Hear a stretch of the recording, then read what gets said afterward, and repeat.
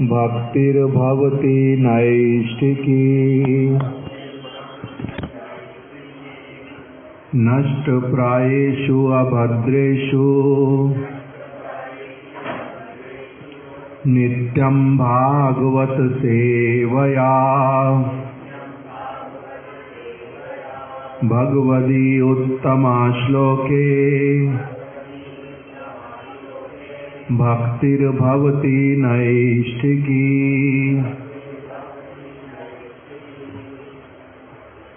श्रीमद्भागवतम सप्तम स्कंद अष्टम अध्याय। हम लोगों ने कल श्रवण किया था कि किस प्रकार से श्री नरसिंह देव के सामने उपस्थित श्री ब्रह्मा जी, श्री रुद्र जी, श्री इंद्र जी और ऋषिगण, पितरगण, सिद्धगण, इन सब का प्रार्थना, इन सब ने नरसिंह देव का एक एक करके स्तुति किया, अपने अपने मन के अनुरूप। कल जहाँ पर हमने अंत में श्रवण किया उसमें था श्री किम पुरुषा ऊचु। किम पुरुष गण जो हैं उन्होंने श्री नरसिंह देव के समक्ष अपने हाथों को जोड़ करके, मस्तक को झुका करके उन्होंने क्या कहा? आमरा तुच्छ प्राणी, हे प्रभु हम लोग तो तुच्छ प्राणी हैं और आप जो हैं, आप हैं पुरुषोत्तम ईश्वर, आप सर्वश्रेष्ठ हैं। अतएव हम आपका क्या स्तव कर सकते हैं? आपका स्तव करना हमें नहीं आता।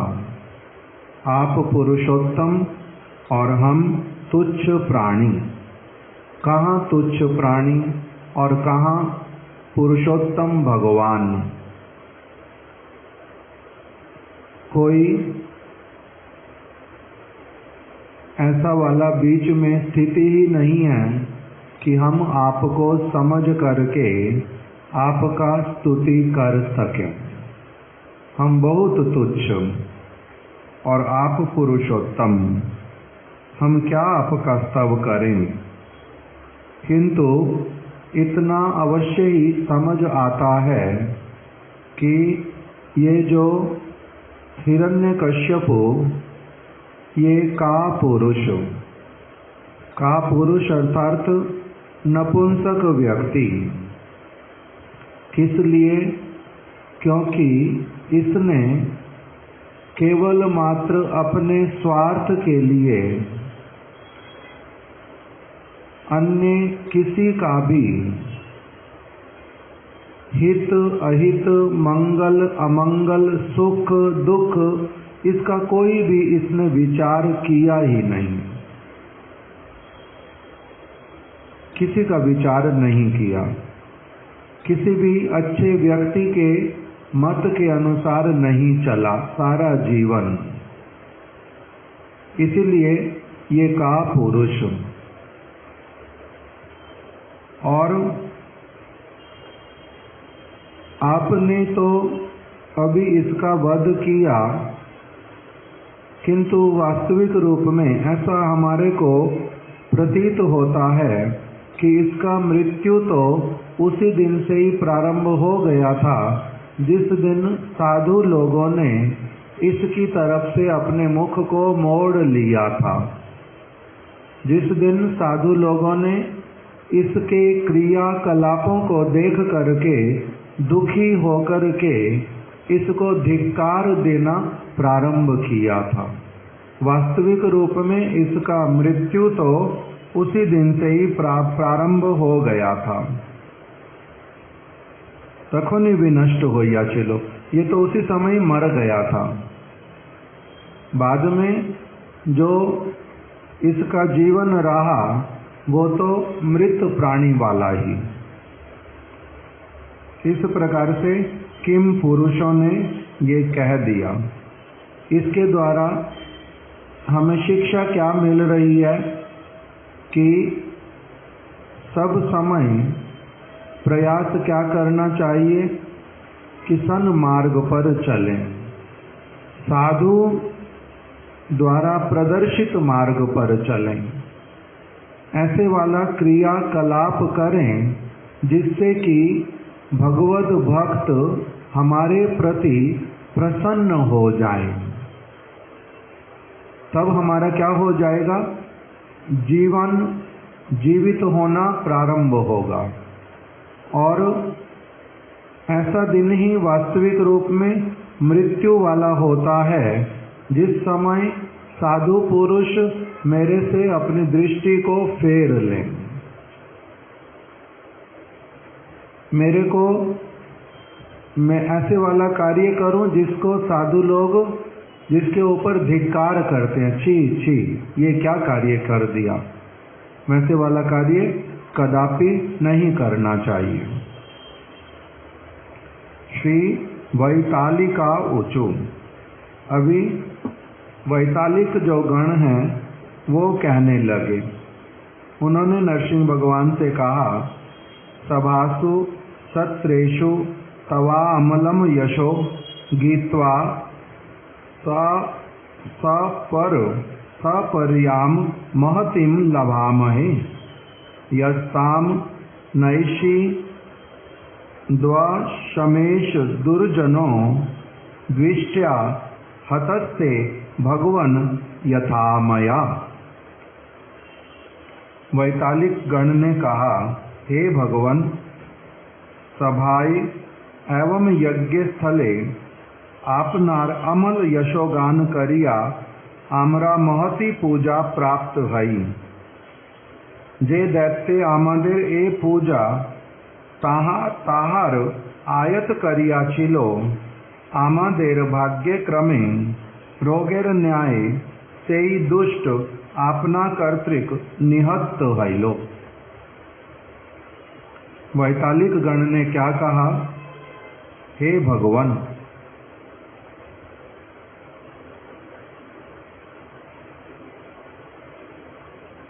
हम सब समय के लिए आपकी जो सभा लगती, अर्थात जहाँ पर भक्त लोग बैठ करके आपका कुछ गुणगान श्रवण करना चाहते, हम उस सभा में, ऐसी सभाओं में और जहाँ जहाँ पर यज्ञ स्थल होता, अर्थात बहुत सारे लोग एकत्रित होकर के जहाँ पर आपके उद्देश्य से आपके नाम इत्यादि बोल बोल करके जहाँ पर आहुति इत्यादि डालते थे, उन सारी यज्ञ स्थलियों में भी हम पहुँच करके क्या करते थे, सब समय आपका जो अमल यश है भगवान का, उसमें कभी भी, उस यश में कभी भी कोई दाग, कोई कमी, कोई मल वो स्पर्श नहीं कर सकता, करता ही नहीं है। क्यों? क्योंकि भगवान का यश सब समय ही निर्मल, अमल, परम पवित्र रहता है। उनकी क्रियाएं सब समय ऐसी मंगलमयी हैं कि उनका जो यश वो किस प्रकार से रहता है, सब समय अमल यश। तो हम क्या करते थे, वैतालिक जहाँ जहाँ पर सभा बैठती, जहाँ यज्ञ स्थलियाँ होती, जहाँ पर साधु पुरुष एकत्रित होते, वहाँ पर हम आपका गुणगान गाते, सब समय अमल यश, उसका हम गुणगान गाते थे, आपकी महिमा गाते थे और सभी को ही वो महिमा श्रवण करके परम आनंद होता था। हम लोगों के प्रति भी वो बड़े प्रसन्न होते थे, आशीर्वाद करते थे। किंतु इस हिरण्यकश्यप, ये हिरण्यकश्यप ऐसा इसका जन्म हुआ जिससे ये क्या हो गया, हमारे जैसे अनेक अनेक लोगों के प्रति ये ऐसे वाला आया जैसे कि कोई बैठे बैठे हठात कोई एक बहुत बड़ी बीमारी आकर के दस्तक दे दे, आक्रमण कर दे। ये हिरण्यकश्यप हमारे लिए एक बहुत बड़ी व्याधि स्वरूप आया था। ये रोग था बहुत बड़ा हमारे लिए। इसके कारण क्या हुआ, इस रोग के कारण हम लोग को और ऐसा सुअवसर मिला ही नहीं जिससे कि हम आपकी महिमा का अमल जो यश है उसका गान कर सकें। इस रोग ने ऐसा आक्रांत कर दिया हमारे को। ये हिरण्यकश्यप रोग स्वरूप था, व्याधि स्वरूप। और आपने इसको क्या कर लिया, हमारा भाग्य तब भी बहुत अच्छा था। ये व्याधि आई तो सही, कुछ समय तक इसने हमारे को आक्रांत भी किया, किंतु अभी हमारे बहुत अच्छे भाग्य के कारण आपने ही इस व्याधि को पूरी तरह से दूर कर दिया। अर्थात आपने जो ये हिरण्यकश्यप का वध कर दिया, ये हमारे लिए क्या हुआ, व्याधि का दूर होना हुआ। इस प्रकार से वैतालिकों ने कहा।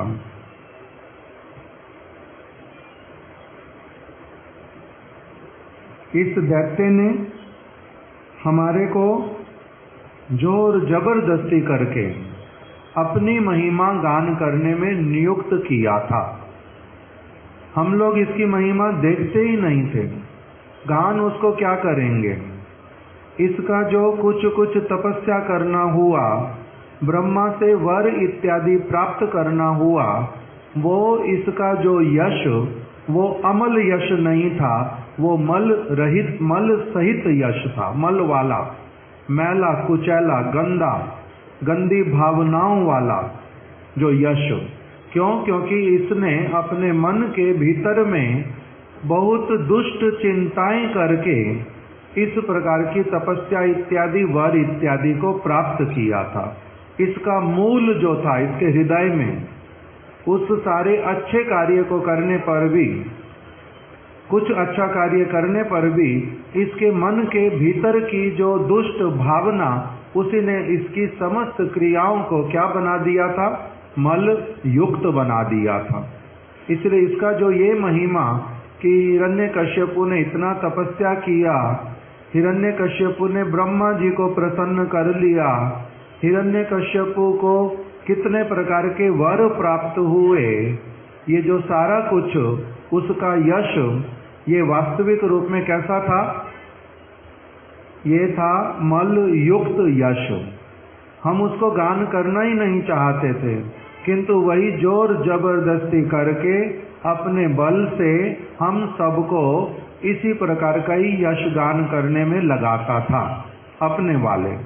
और आपका वाला जो यश, जो अमल यश, उसको गान नहीं करने देता था, और उसी के लिए ये हमारे को अपने रोग स्वरूप लगता था।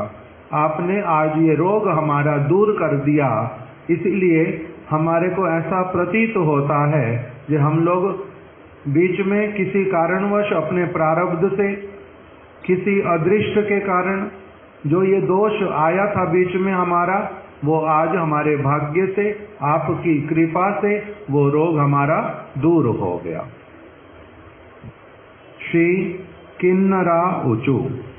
अब किन्नरों ने क्या कहा, वयम ईश किन्नर गणा तवानुगा दिति जेना विष्टि मनुना अनुकारिता भवता हरे सा वृजिनो अवसादितो नरसिंह नाथ विभवाय नो भवा। श्री किन्नर गण ने कहा, इन सबके नाम के आगे श्री भी लगा रहे हैं।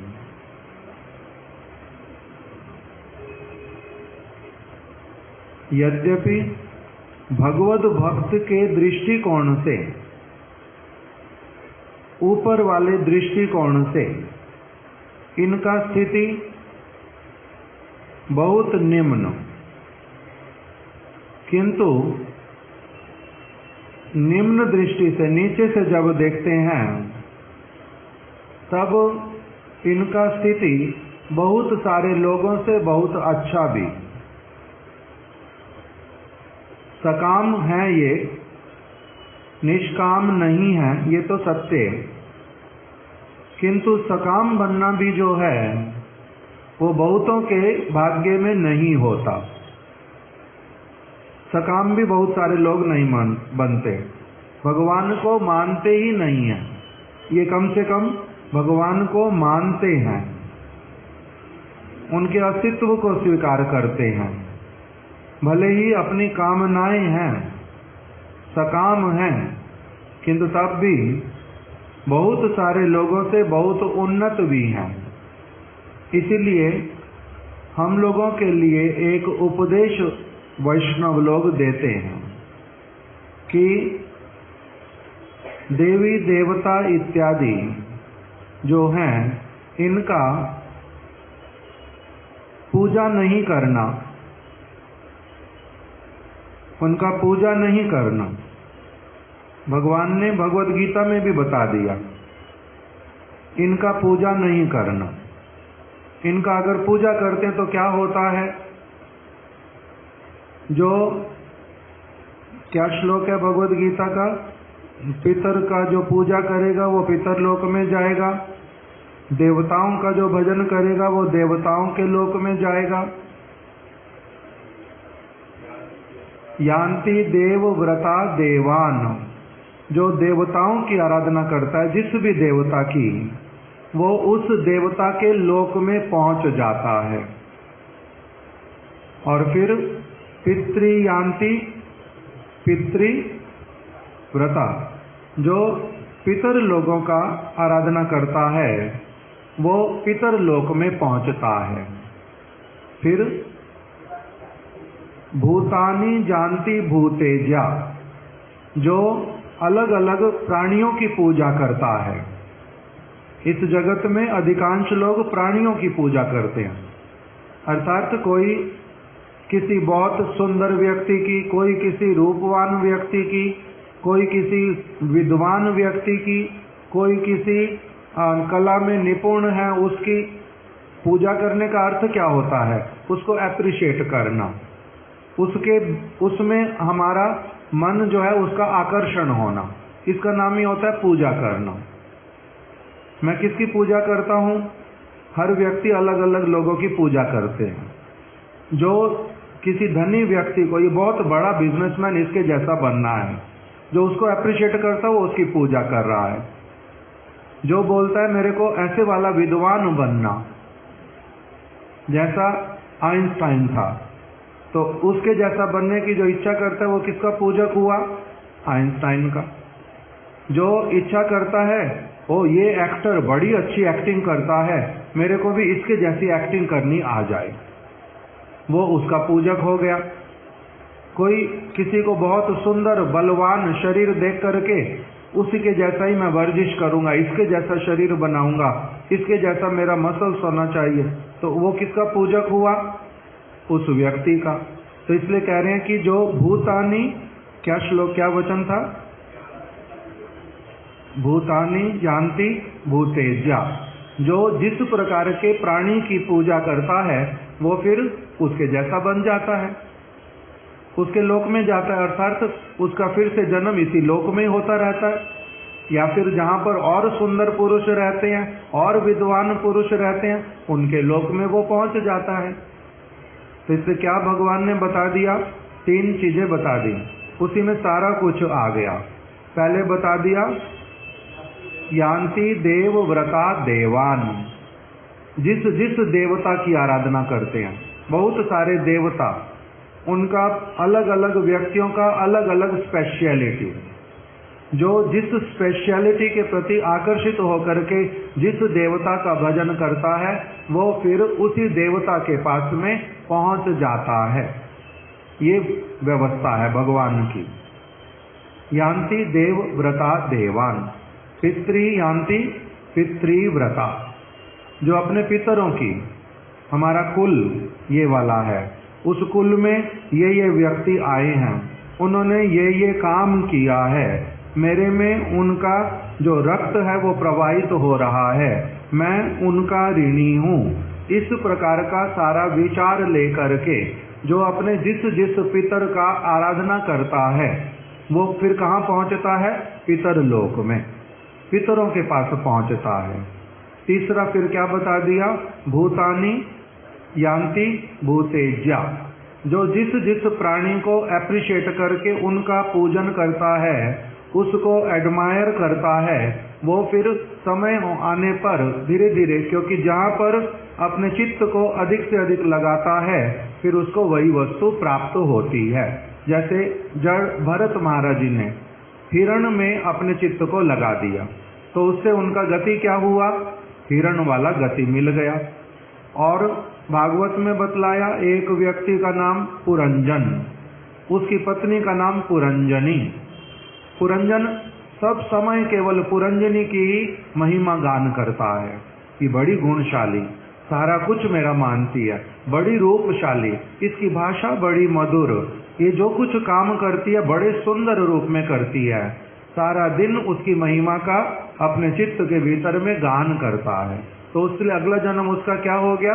वही पुरंजनी बन गया, स्त्री शरीर भी मिल गया, उसके जैसा रूप, उसके जैसे गुण सारे मिल गए। कोई एक और पुराण की कथा बताते हैं कि कोई एक साधु का आश्रम था और उसी के बिल्कुल सामने एकदम से वैश्या का घर था। वो बार बार पूजा इत्यादि करते करते वो देखता रहता कि इसके घर पे आज और नया व्यक्ति आ गया, आज ये वाला व्यक्ति भी आ गया, अच्छा ये तो ऐसा लग रहा है, अच्छा आज इसके घर कोई नहीं आया।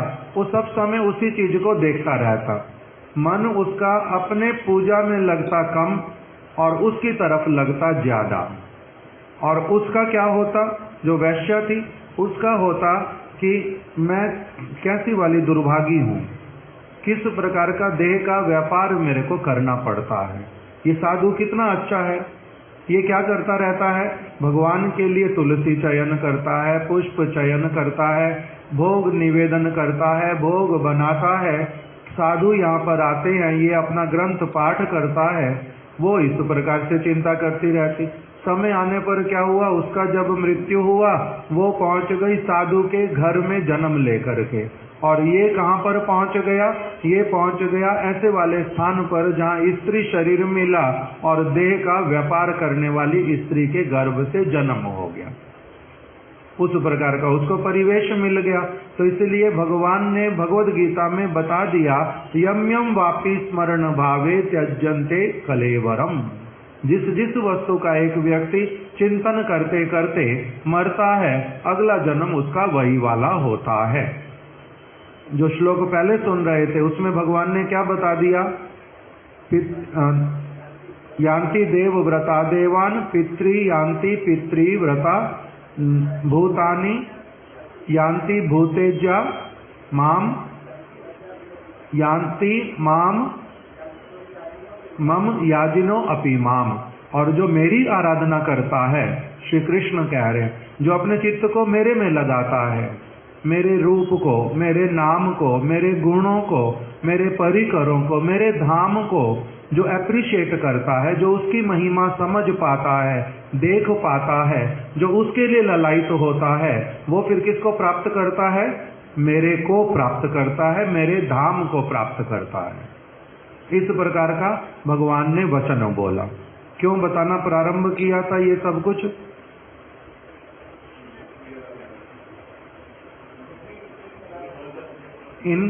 तो इसीलिए अब हमारे को हमारे गुरु वर्ग निर्देश करते हैं कि आराधना किसकी करना सब समय के लिए? ब्रजेंद्र नंदन कृष्ण की, श्री राधा नाथ की, वृंदावन के अधीश्वर श्री कृष्ण की। मुरलीधारी हैं वो, मोर मुकुट धारण करते हैं, त्रिभंग ललित हैं, गैयाओं और बछड़ों के साथ में रहते हैं, वृंदावन में सदैव विचरण करते हैं, कुंज निकुंज में विहार करते हैं, उनका आराधना करना। ये श्री चैतन्य महाप्रभु ने हम लोगों के लिए निर्धारित कर दिया, सभी गुरुवर्गों ने। किस लिए?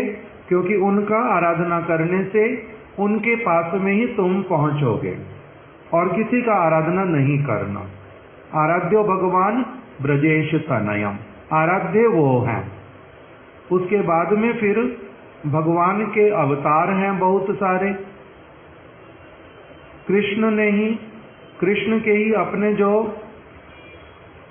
जो मथुराधीश और द्वारिकाधीश, इनको क्या कहते हैं? ये भगवान के क्या हैं? स्वयं रूप, स्वयं प्रकाश। और फिर उनके अवतार राम, नरसिंह, वराह, वामन, ये 10 अवतार। इस सब में ये भगवान अपना ही विस्तार करते हैं, इसलिए वो सभी आदरणीय हैं, किंतु उनमें भगवान का कुछ कुछ विशेष महात्म्य प्रकटित हुआ है।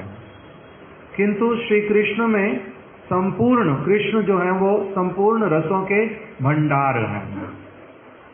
जैसे गुण उनमें हैं, जो व्यक्तित्व उनका है वो किसी अन्य का नहीं हो सकता, वो अतुलनीय है, वो अतुलनीय है।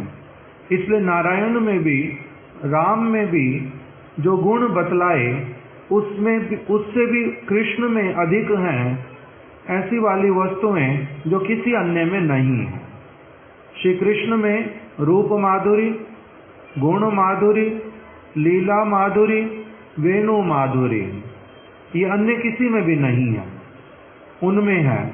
तो अब जो भगवान ये कृष्ण हैं, इनकी आराधना करना एकमात्र एकांतिक भक्त बन करके। किंतु जो उनके अवतार इत्यादि हैं उनमें अपने चित्त को नहीं लगाना, उनकी आराधना नहीं करना, ये निर्देश है।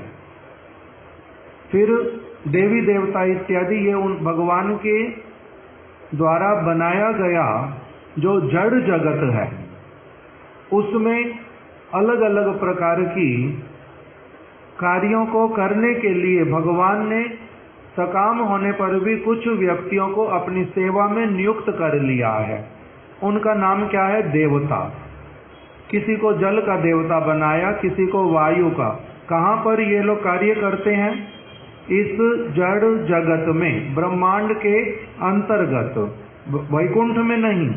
वैकुंठ में जो सारे कार्य होते हैं, गोलोक वृंदावन में होते हैं, वहां पर वो सारे कार्य अप्राकृत भगवान के अपने ही अंश के कला के द्वारा होते हैं। वहां पर ये देवी देवताओं के द्वारा कार्य नहीं होता। वहां पर वायु जो है वो देवता नहीं है, वहां सूर्य देवता नहीं है, वहां पर चंद्र देवता नहीं है, वहां पर स्वयं भगवान के ही अंश, कला इत्यादि ही उस सब कार्य को करते हैं। वहां पर अप्राकृत वस्तुएं हैं। तो ये देवता इत्यादि जितने सारे हैं, इनको भगवान ने पूरे ब्रह्मांड को चलाने के लिए, कितने ब्रह्मांड हैं? करोड़ों करोड़ों ब्रह्मांड हैं। जितने भगवान के अंग में रोमकूप, उससे भी अधिक ब्रह्मांड है। जैसे उदाहरण दिया कविराज गोस्वामी ने कि एक वृक्ष होता है जिसका नाम है डुम्बुर, न कौन सा फल, मैं एकदम से भूल रहा हूं, अंजीर के जैसा फल होता, किंतु उसकी सब्जी बनती है। गुरुदेव के लिए सब्जी बनाते थे। नानक कदम्ब का धीरू भाई को मैंने दिखाया हुआ, इस पार्क में था जिसमें सब जगह फल लग जाते। जिस पार्क में हम जाते थे वहां पर वो वाला फूल, वो वृक्ष है गुलर। गुलर का वृक्ष जो है, गुलर का एक वृक्ष है, उसमें जो फल लगते हैं वो उसके ऊपर से नीचे तक पूरे तने के ऊपर लग जाते।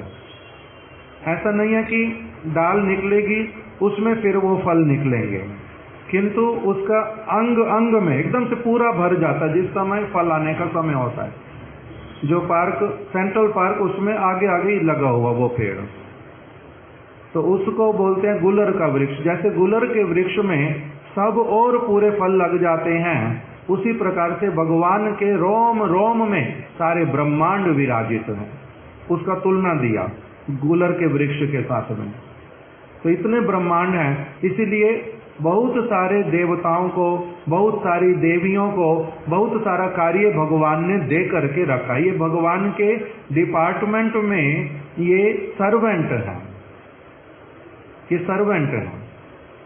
कभी कभी भूल भी करते हैं, कभी इनकी अपॉइंटमेंट होती है, कभी इनको निकाल भी दिया जाता है काम से, किंतु सर्वेंट के साथ में भी उनकी पूजा तो करनी नहीं है। देवी देवताओं की पूजा नहीं करनी है, भगवान के अवतारों की करने के लिए निषेध कर दिया।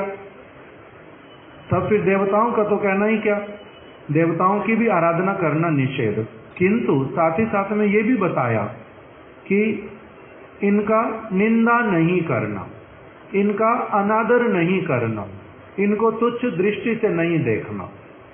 जैसे घर में नौकर काम करता है तो उसके साथ में क्या घृणा वाली भावना होती है? नहीं, उसका अपना स्तर है, उसकी अपनी बुद्धि है, जहाँ तक उसको योग्यता है उतने तक उसको काम मिलता है। उसका हमारे घर के सदस्यों के साथ में जिस प्रकार का एक संबंध है नौकर का प्रभु के साथ में, वैसे वाला है। किंतु नौकर का अवहेलना करने के लिए घर में जो व्यक्ति होते हैं, सज्जन व्यक्ति, वो अपने बच्चों को क्या अवहेलना करने देते हैं नौकर की? नौकर के साथ में कैसा रखो व्यवहार अपना? अच्छा व्यवहार रखो। जो काम उनका है उनको करने दो, तुम उनको कुछ बोलने के लिए जाना नहीं। हम अपनी आप देखेंगे, माता पिता बोलते हैं ये नौकर को तुम छेड़ना नहीं, कुछ कहना नहीं, उनके प्रति खराब भावना रखना नहीं, वो भी मनुष्य ही है। इसी प्रकार से जो ये समस्त देवी देवता भगवान की किसी न किसी प्रकार की भगवान के द्वारा अपॉइंटेड भगवान की सेवा में लगे रहते हैं, भूल करते जो मर्जी करते हैं। किंतु जो भक्त है वो भगवान का क्या कहलाता है? वो भगवान के अपने परिवार का सदस्य, जिसको भगवान ने जिस प्रकार का स्वरूप संबंध उसके गठन के समय में उसके बीज में दिया है, वो भगवान के परिवार का सदस्य है। इसलिए आराधना करनी है भगवान की, देवताओं का किंतु अनादर करना नहीं। किंतु कभी कभी सेवक व्यक्ति भी वो अच्छी बात भी बोल जाता है। सेवक सारे एक ही स्तर के होते हैं ये भी बात होती नहीं, अलग अलग स्तर के सेवक होते हैं। उनकी कुछ बातें अच्छी भी होती हैं, कुछ उनकी लिमिटेशंस भी दिखाई देती हैं, किंतु उनका अनादर करने के लिए निषेध किया गया है। तो इसलिए उनके नाम के आगे भी क्या लगा दिया? श्री। आदर पूर्वक ही बोला, अनादर करते हुए कहा नहीं। श्री किन्नरा ऊचु, श्री किन्नर गणों ने कहा नरसिंह भगवान को, हे ईश, हे प्रभु। क्या ब्रजवासी लोग कृष्ण को ईश कह के पुकारते हैं? नहीं, ब्रजवासी लोग ईश कह के कभी नहीं पुकारते। हमारे गुरुदेव व्याख्या करते थे दामोदर अष्टकम का सबसे पहला श्लोक, नमामि ईश्वरम सच्चिदानंद रूपम। हे ईश्वर, नमामि, मैं आपको नमस्कार करता हूँ। कह रहे कौन नमस्कार करता है? कृष्ण को, जिनके भीतर में ऐश्वर्य वाला भावना होता है, जिनका कृष्ण के साथ में मधुर संबंध, ब्रज वाला संबंध, वो फिर इस प्रकार से नहीं कह पाता, उसके मुख से ऐसे वाला नहीं निकलता। श्री किन्नर गणों ने कहा हे ईश, अर्थात इनका क्या है? ऐश्वर्य वाला भावना है मन के भीतर में। ये कौन है? ईश्वर। और मैं कौन हूं? दास। हे ईश, आपनार अनुगत किन्नर आमादिक के ए दैत्य निरंतर बिना मूल्य कर्म कराई। तो ये दैत्य हिरण्यकश्यपु हम लोगों को बिना वेतन दिए सारे काम कराता था, वेतन देता नहीं था, बिना वेतन के निरंतर काम कराता था, बैठने नहीं देता था चैन से। हे हरे, सेई पाप आपनार द्वारा विनष्ट होइलो। इसका अगर नाम भी कहें, नाम अगर कुछ रखें तो इसका हम नाम रखते हैं केवल पाप। हिरण्यकश्यपु का नाम जो है वो क्या है? पाप। पाप की मूर्ति, पाप स्वरूप, दूसरों को सब समय पीड़ा देने वाला। पापस्य पर पीड़नम, पर व्यक्ति, दूसरे व्यक्ति को पीड़ा पहुंचाने वाला, उसको क्या कहते हैं? पापी। तो ये वास्तविक रूप में साक्षात पाप स्वरूप था, पाप ही मूर्ति धारण करके आया था। जितने प्रकार के पाप हो सकते, पाप, और उससे आगे क्या होता है? पाप, पापियान, पापिष्ट, परम पापिष्ट, पातकी, महापातकी, अति पातकी, जो सारा कुछ ये एक साथ मिल करके ये सारे के सारे वही उत्पात करने वाला व्यक्ति था। पाप स्वरूप, ये पाप स्वरूप, सबको ही पीड़ा पहुंचाने वाला। इसने हमारे से सब समय क्या किया? बिना मूल्य दिए सब समय हमारे से निरंतर इसने कार्य करवाया। आपने इस पाप को आज क्या कर दिया? नष्ट कर दिया। ये पाप आपके द्वारा ही विनष्ट हुआ। अतएव हे नरसिंह, हे नाथ, अपनी आमदेर समृद्धिर कारण होन, आप हमारी अब समृद्धि का कारण बने। समृद्धि का कारण बने अर्थात हमारे को अब वेतन दे करके काम करवाना प्रारंभ करें। इसने क्या किया? बिना वेतन के सब समय काम करवाया। अब आप हमारी समृद्धि जो है, आप हमारी समृद्धि के कारण बने, अर्थात हमारे को वेतन दे करके, संपत्ति दे के, धन दे करके आप हमारे से सेवा ग्रहण करें। इस प्रकार से किन्नर लोगों ने कहा।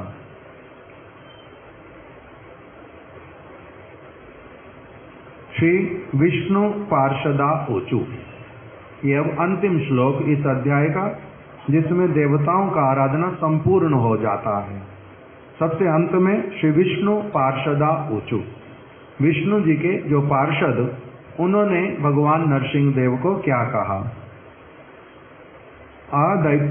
आदैत्य न अध्यैतद धरि हरि हरिन रारूप अद्भुतम ते दृष्टम न शरणद सर्व लोक शर्म सोयम ते विधिकर ईश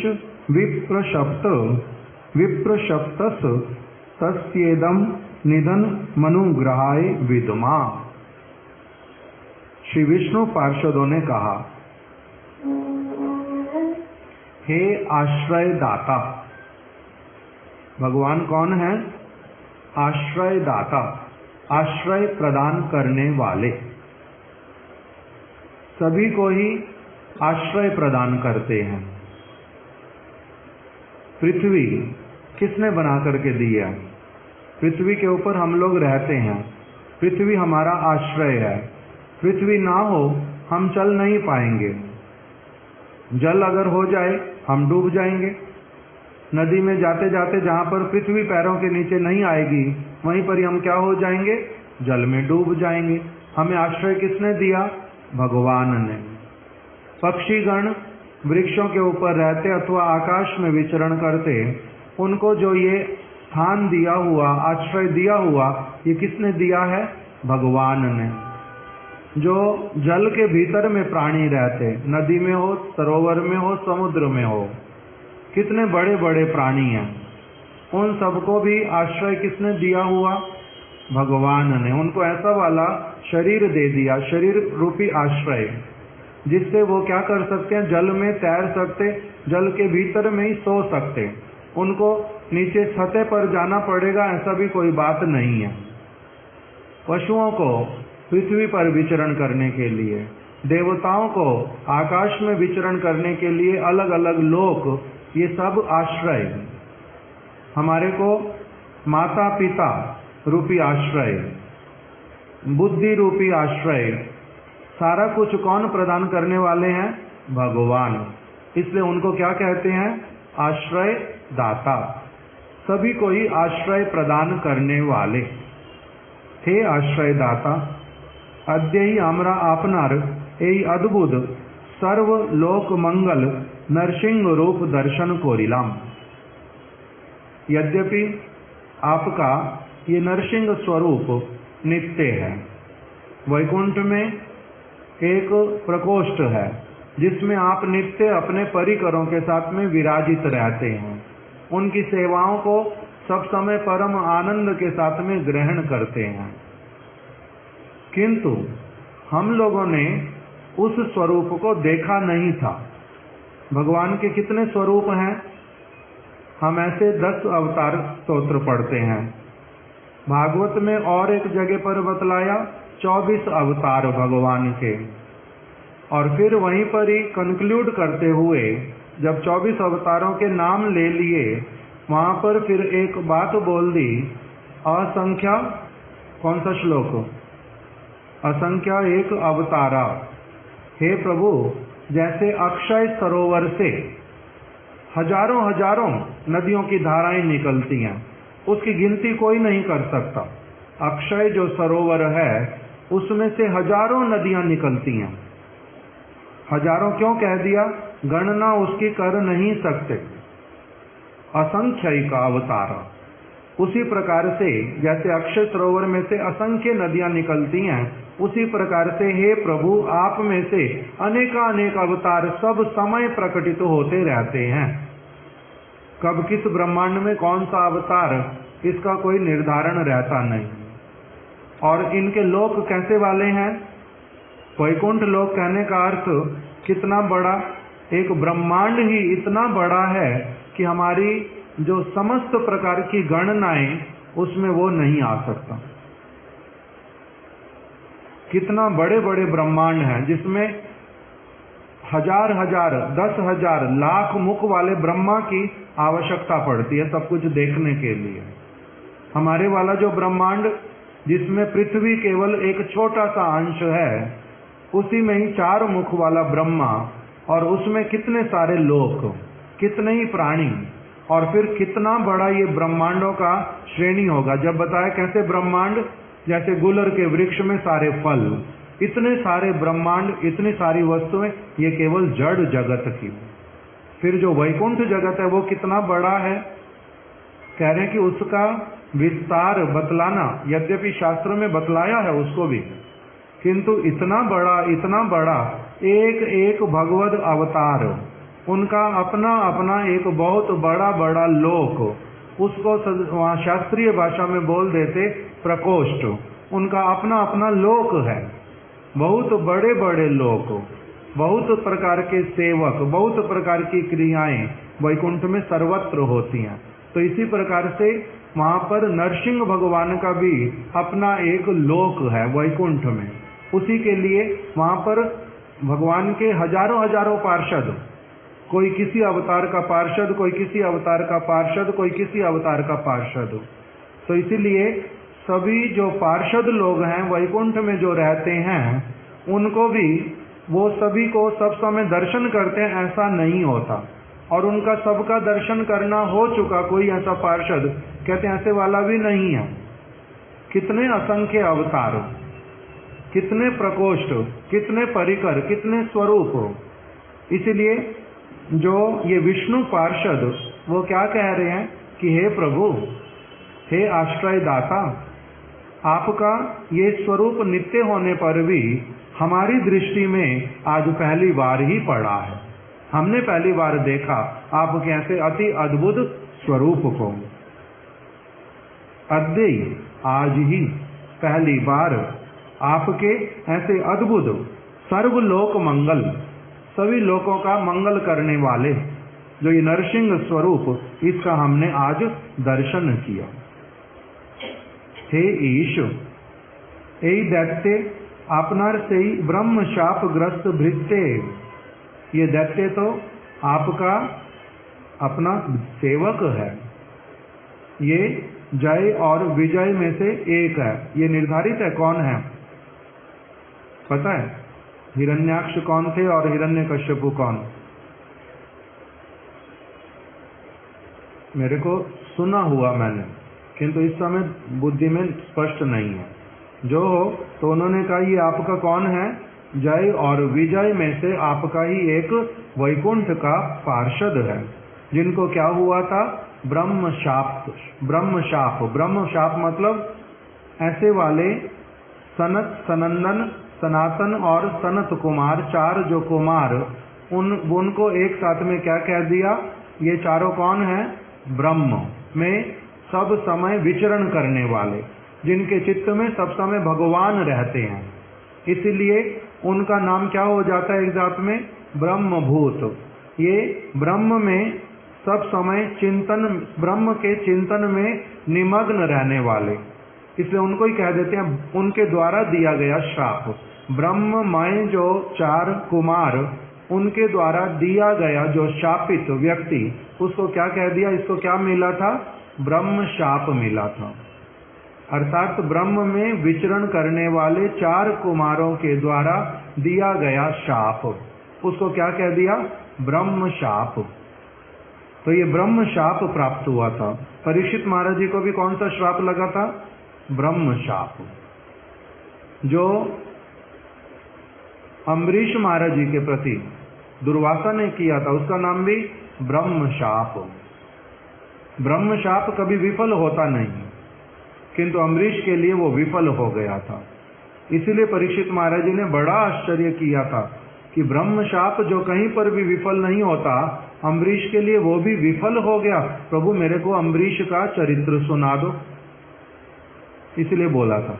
तो जो भी हो, यहाँ पर अभी विष्णु पार्षद जो हैं, वो भगवान को क्या कह रहे हैं कि हे प्रभु, हे ईश, ये दैत्य जो है हिरण्यकश्यपु, ये दैत्य तो वास्तविक रूप में आपका वही ब्रह्म शाप वाला, ब्रह्म शापित जो सेवक भृत्य, ये तो वही था। तार एई निधन अनुग्रहार्थ बोलिया जानिलाम, आपके द्वारा उसका ये निधन करना, इसको हमने क्या देख लिया अच्छी तरह से कि आपने उसके ऊपर बड़ी कृपा कर दी, अनुग्रह किया, आपने उसको शाप मुक्त कर दिया। शापित हुआ था किसके द्वारा? चार कुमारों के द्वारा। और उसको मुक्त किसने कर दिया? भगवान ने। किंतु चैतन्य भागवत में हम लोग क्या श्रवण करते हैं? चैतन्य चरितामृत भागवत में भी क्या श्रवण करते हैं? बतलाओ। भागवत में भगवान ने दुर्वासा को क्या कहा? तुम्हें कहाँ जाना पड़ेगा? तुमने दुर्वासा को कहा तुमने अम्बरीश के चरणों में दोष किया, तो इसलिए तुम्हें कहाँ जाना पड़ेगा? अम्बरीश के पास जाना पड़ेगा, वहीं जाओ। कांटा अगर पैर में लगे तो निकलता कहाँ से है? पैर से ही निकलता है। तुम कंधे के पास क्यों आ गए? कंधे में से निकलेगा, वहीं पर जाओ, वही तुम्हें क्षमा करेगा। तो दुर्वासा को वहीं आना पड़ा था। जो उसने दोष किया था, उसका दोष का क्षमा कहाँ पर हुआ था? दोष का क्षमा भी कहाँ पर हुआ? अम्बरीश जी के पास में। दूसरा एक उदाहरण दिखलाया देवानंद पंडित का।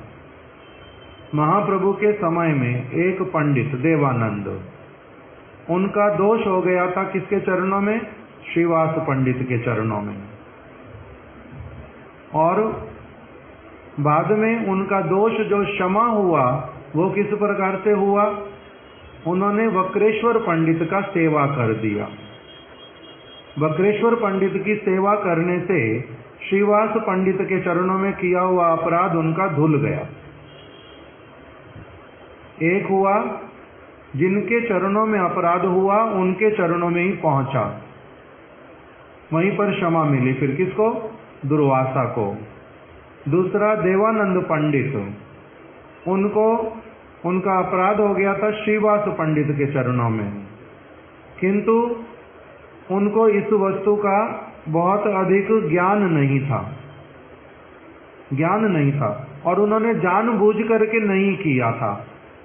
दुर्वासा ऋषि ने तो उदंडता करके जानबूझ करके किया था, इसीलिए भगवान ने उनको बड़ा अलग प्रकार का सबक सिखलाया। किंतु जो देवानंद पंडित, इनके सामने श्रीवास पंडित को इनके छात्रों ने बाहर उठा करके फेंक दिया था। ये भागवत पढ़ा रहे थे, इनका टोल था, विद्यालय था, वहीं पर भागवत पढ़ाते थे बच्चों को।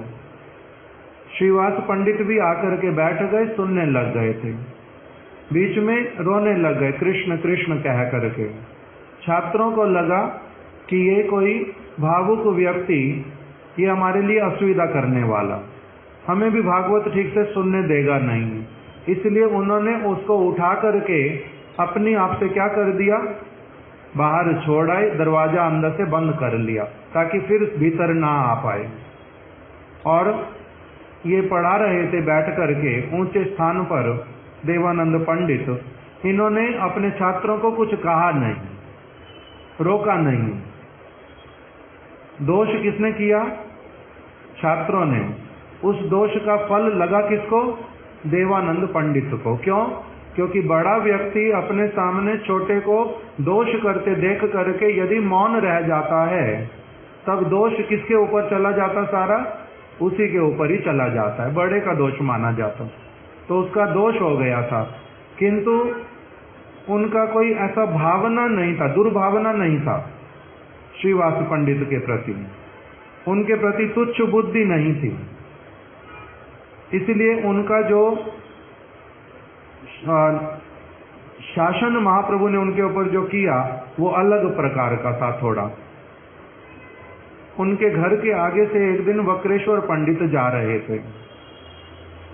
वक्रेश्वर पंडित भाव विभोर हो रहे थे, निमग्न होकर के रोते हुए हाथ ऊपर करके, इधर उधर रास्ता भी नहीं पता चल रहा था, मदमस्त थे, शरीर कांप रहा था, कभी किधर गिर रहे थे कभी किधर गिर रहे थे। देवानंद पंडित ने अपने घर की छत से उनको देखा और साथ साथ में उतर करके आए, घर से बाहर आए, वक्रेश्वर पंडित के पास में चले गए, उनको हाथ पकड़ करके अपने साथ साथ थोड़ा आगे ले आए और अपने घर के भीतर ले गए, उनको स्वस्थ करवाया, आराम से उनको बिठा दिया, फिर उनको जल पान इत्यादि करवाया। उनके प्रति वक्रेश्वर पंडित बड़े प्रसन्न हो गए। इसी से उनका क्या हो गया, जो श्रीवास पंडित के प्रति उनका अपराध हुआ था, जो भूल हो गई थी, दोष हो गया था, वो अपने आप से ठीक हो गया। महाप्रभु ने इनके प्रति कृपा की फिर, क्योंकि इनकी क्या हो गई, वक्रेश्वर पंडित की सेवा हो गई। ये एक प्रकार का। और अब ये वाला जो है, इसमें क्या किया, शाप इनको मिला था किनसे? शाप मिला 4 कुमारों से, हिरण्यकश्यपु बनने पर बन गए। जय विजय को श्राप मिला, 4 कुमारों से बन गए, हिरण्याक्ष और हिरण्यकश्यपु। इन दोनों का फिर जो उद्धार हुआ, इनका दोष का जो क्षमा हुआ, वो किसके द्वारा हुआ? साक्षात भगवान के द्वारा ही हो गया, भगवान के अवतार के द्वारा। एक अवतार वराह के रूप में उन्होंने हिरण्याक्ष का उद्धार कर दिया शाप से, और दूसरा हिरण्यकश्यपु का नरसिंह के रूप में उद्धार कर दिया। तो अभी यहाँ पर पार्षद गण कह रहे हैं कि हम आपके ये जो दैत्य था, ये आपका ही दास था, ब्रह्म शाप से शापित हो गया था। दुर्वासा भगवान के दास नहीं थे, वो भगवान के दास नहीं थे। वो कौन थे? योगी थे, वो सिद्ध पुरुष थे, किंतु भगवान के अनन्य भक्त नहीं थे, इसलिए उनके लिए अलग विधान। ये किंतु कौन है? भगवान के पार्षद ही थे, भगवान के भक्त हैं, इसलिए इनके लिए अलग विधान। भगवान ने अपने आप से ही क्या कर दिया, इनको शाप से मुक्त कर दिया। हमें क्या दिखलाई देता है? हिरण्यकश्यपु का शरीर जो है वो चला गया, केवल इतना ही पता चलता, मृत्यु का अर्थ। किंतु उसको बाहरी रूप में इस प्रकार से मृत्यु देने पर भी उसका जो वास्तविक स्वरूप उसको पूर्ण रूप में, जैसे मैंने पहले एक समय कथा बतला दी थी, महाप्रभु और चांद काजी के बीच में जो गाय को लेकर के संवाद हुआ, गाय और बैल वाला।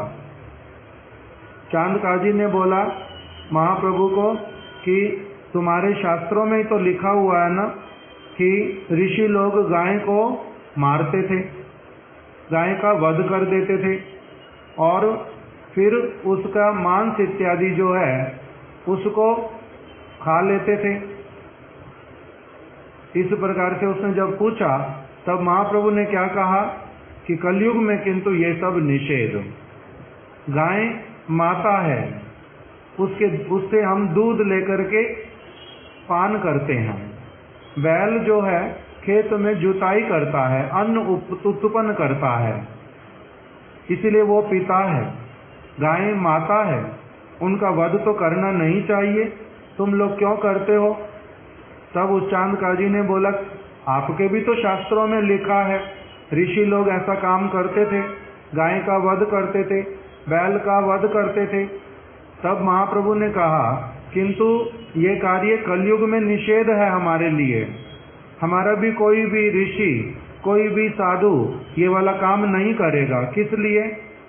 क्योंकि पहले जो युग थे उसमें ऋषियों का इस प्रकार का भगवान ने योग्यता दिया था कि वो वृद्ध गाय को, रोगग्रस्त गाय को वो जब देखते थे कष्ट पाते हुए, वो उसको क्या करते थे, एक नया शरीर देने की योग्यता रखते थे। इसलिए वो उसको साथ साथ में पहले क्या करते थे, उसको उस गाय का आत्मा जो है उस आत्मा को लेकर के एक नए शरीर में स्थापित कर देते थे और फिर उसका जो पुराना वाला शरीर उसका वो वध कर देते थे। तो इसलिए उनका उस प्रकार का करना, उनमें ऐसा योग्यता था, वो इस प्रकार के कला में निपुण थे, वो कर सकते थे। कलयुग में ऐसी वाली योग्यता किसी में नहीं है, इसीलिए हमारे लिए भी निषेध है। तो चांद काजी ने जो देखा वो तो क्या देखा, गाय का केवल वध। और महाप्रभु ने क्या देखा कि उन्होंने वध करने से पहले ही क्या कर दिया, उस आत्मा को दूसरे एक शरीर में स्थानांतरित करके उसको वृद्धावस्था से, कष्ट से, रोग से मुक्त करा करके दूसरा शरीर दे दिया है। और बाद में फिर उनका जो शरीर था उसको उन्होंने क्या कर दिया, जो जैसे शरीर को जलाना हो, शरीर को दफनाना हो, शरीर को किसी भी तरह से कुछ करना हो, वो उसी प्रकार से फिर गाय का वध, उसके शरीर का, उसको स्थान पर ठीक से कहीं पर दबाने के लिए, प्रवाहित करने के लिए उसको टुकड़ा कर दिया। तो जैसे उनका करना होता है, इसी प्रकार से भगवान नरसिंह देव ने हिरण्यकश्यपु का उसको श्राप से मुक्त कर दिया। श्राप से मुक्त करने का अर्थ उनको स्वस्वरूप में अपने वैकुंठ धाम में भेज दिया। उनकी आत्मा पहले से ही कहाँ पर पहुंचा दी, वैकुंठ लोक में। और उसके बाद में उसका जो शरीर दैत्य वाला, जो सबके लिए अनिष्टकारी था, उसको उन्होंने क्या कर दिया, विदीर्ण कर दिया। तो इसलिए कह रहे हैं अपने सेवक को आपने इस प्रकार से शाप मुक्त जो किया, इसमें हम आपका अनुग्रह ही देख रहे हैं कि आपकी कितनी कृपा उसके प्रति। हम ये नहीं देख रहे कि आपने उसका वध कर दिया, आपने उसके क्या किया है, उसके ऊपर अनुग्रह किया है, कृपा की है। इस प्रकार से विष्णु पार्षदों ने ये वस्तु जो है वो अपनी आंखों से देख ली, उनको देखने का योग्यता हुआ। इसीलिए उन्होंने क्या कहा कि तार ए निधन, उनका जो ये निधन है, अनुग्रहार्थ बोलिया जानिलम, आपकी उसके प्रति ये क्या है, आपका अनुग्रह है। सा अयम, आपका दास ही है। ये विप्र के द्वारा शप्त हुआ था, सनक आदि के द्वारा। आपने इसके प्रति बड़ा अनुग्रह किया जो इसको शाप से मुक्त करा दिया। इति श्रीमद्भागवत सप्तम स्कंदे अष्टम अध्याय विवृत्ति समाप्त। श्रीमद्भागवत महापुराण की जय। श्री नरसिंह देव भगवान की जय। श्री विष्णु पार्षदों की जय। श्री सुखदेव गोस्वामी की जय। श्री नारद ऋषि की जय। श्री युधिष्ठिर महाराज की जय। श्री विश्वनाथ चक्रवर्ती ठाकुर की जय। श्री गुरुदेव की जय। वृंदायै तुलसी देव्यायै प्रियायै केशवस्य च कृष्ण भक्ति प्रदे